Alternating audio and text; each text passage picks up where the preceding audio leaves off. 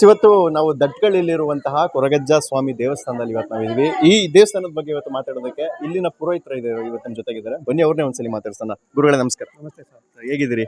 ತುಂಬಾ ಚೆನ್ನಾಗಿದೆ ಸರ್. ನೀವು? ಮೊದಲನೇದಾಗಿ ನಿಮಗೆ ಹೊಸ ವರ್ಷದ ಶುಭಾಶಯಗಳು. Thank you sir. Same to you. Sir, ಇವಾಗ ಜನಗಳು ಬರ್ತಾ ಇದ್ದಾರೆ, ಇವತ್ತು ಹೊಸ ವರ್ಷ, ಇವತ್ತು ವಿಶೇಷವಾದ ಪೂಜೆಗಳನ್ನ ಸಲ್ಲಿಸ್ತಾ ಇದ್ದಾರೆ ಸರ್. ಏನ್ ಹೇಳ್ತೀರಾ ಇದ್ರ ಬಗ್ಗೆ? ಸರ್, ಇಲ್ಲಿ ಕೊರಗಜ್ಜ ಅಂದ್ರೆ ದೈವದ ಭಕ್ತಿ ಹೆಚ್ಚಾಗಿದೆ.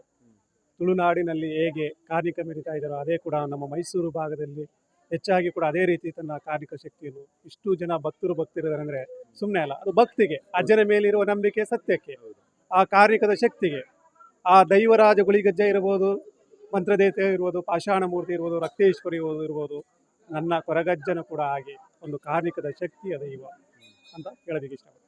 ಸರ್, ಈಗ ಕೆಲವರಿಗೆ ತುಂಬಾ ಕನ್ಫ್ಯೂಷನ್ ಇದೆ. ಒಂದು ಫಸ್ಟ್ ನಾನು ಕೊರಗಜ್ಜ ಸ್ವಾಮಿ ನೋಡ್ಕೊಂಡು ಹೋಗ್ಬೇಕಾ, ಇಲ್ಲ ಗುಳಿಗನ್ ನೋಡ್ಕೊಂಡು ಹೋಗ್ಬೇಕಾ ಅಂತೇಳಿ. ಫಸ್ಟ್ ಕೊರಗಜ್ಜಗೆ ಬಂದು ಗುಳಿಗ ಹೋಗ್ಬೇಕಾ, ಇಲ್ಲ ಗುಳಿಗ ಬಂದು ಕೊರಗಜ್ಜ ಹೋಗ್ಬೇಕು? ಸರ್, ಆ ರೀತಿ ಯಾವುದೂ ಇಲ್ಲ ದೈವಗಳಿಗೆ. ಅವರಿಗೆ ಭಕ್ತಿಯಿಂದ ಯಾವ ಕಡೆ ಹೋದ್ರು ಕೂಡ, ಅಜ್ಜ ಅಂದ್ರೂ ಅಷ್ಟೇ, ಗುಳಿಗಜ್ಜ ಅಂದ್ರೂ ಅಷ್ಟೇ. ಇವರ ಅಜ್ಜ ಗುಳಿಗಜ್ಜ ಅಂತಾನೆ ನಾವಿಲ್ಲಿ ಪ್ರಾರ್ಥನೆ ಮಾಡ್ತೀವಿ. ಆ ಥರ ಏನಿಲ್ಲ ಸರ್, ಭಕ್ತಿಯಿಂದ ಅವರೆಲ್ಲರೂ ಕೈ ಮುಗಿಬೋದು.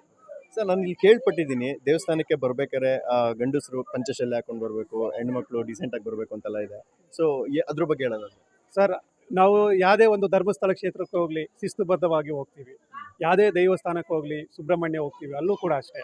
ಅದೇ ರೀತಿ ಯಾವುದೇ ದೈವಸ್ಥಾನ ಆಗಲಿ ದೇವಸ್ಥಾನ ಆಗಲಿ, ನಾವು ಹೋಗೋ ರೀತಿಯಲ್ಲಿ ಭಕ್ತಿ ಭಾವದಿಂದ ಹೋದಾಗ ನಾವು ಕೂಡ ನಮ್ಮ ಬಟ್ಟೆ ಬರೆ ಏನೇ ಇರ್ಬೋದು, ಶಾಂತಿ ಸುವ್ಯವಸ್ಥೆ ಮತ್ತು ಒಂದು ಭದ್ರತೆ ರೀತಿಯಲ್ಲೇ ಹೋಗಬೇಕು.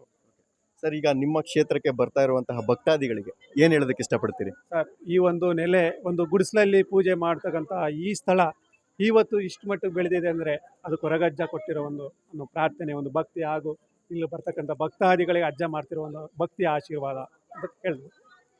ಧನ್ಯವಾದಗಳು. Thank you.